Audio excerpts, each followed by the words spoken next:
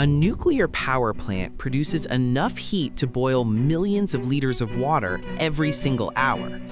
So here's a mind-blowing question. Why aren't we using that heat to turn ocean water into fresh drinking water? It sounds like a perfect two-in-one solution: clean energy and clean water.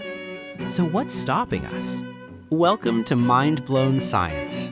My name is Mahmoud, and on this channel, we explore the science questions that sound obvious until you actually try to build them. If you enjoy smart explanations, real engineering, and ideas that challenge how the world works, make sure to subscribe.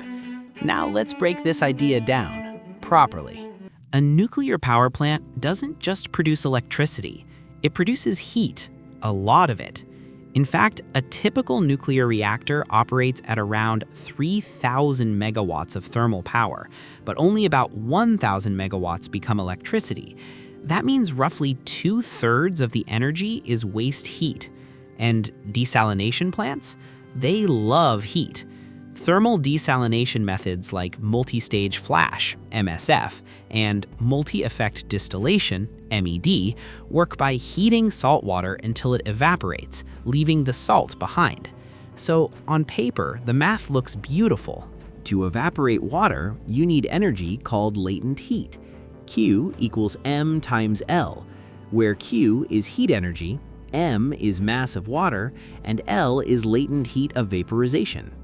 Nuclear plants already have Q. Oceans give us unlimited M. So why isn't this everywhere?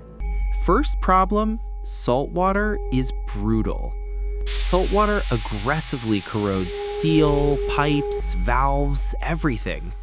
In nuclear engineering, even a tiny material failure is unacceptable. For comparison, aircraft carriers using seawater cooling require constant maintenance, and those systems aren't radioactive. Now imagine adding saltwater corrosion near a nuclear reactor's heat exchangers. That's not just expensive, it's dangerous. Second problem, contamination risk. Even though nuclear plants are designed with multiple isolation loops, desalination means people are literally drinking water produced near a nuclear heat source. Technically safe? Yes, with perfect systems. Politically and socially acceptable? That's much harder. One leak, one failure, one headline, and public trust collapses. And nuclear energy already struggles with public perception. Problem 3.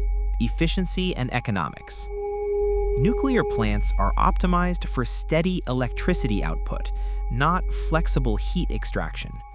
Retrofitting a plant to divert heat for desalination lowers electrical efficiency and costs billions.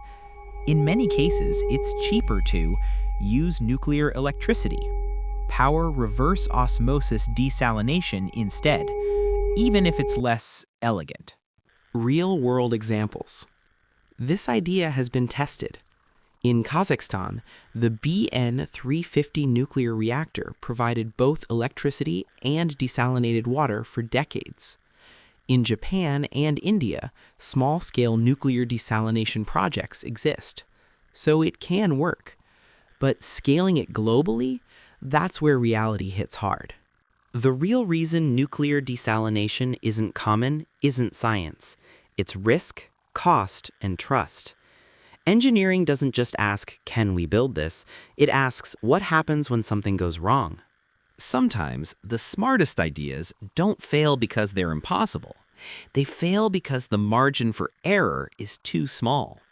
And in nuclear engineering, there is no room for mistakes.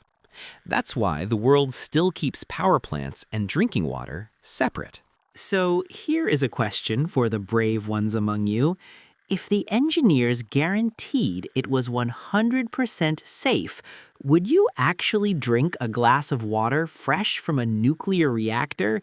Or is the idea just too scary? Let me know in the comments below. Type, I'd drink it if you trust the science, or no way if you'd pass. And for more science that challenges reality, hit that subscribe button.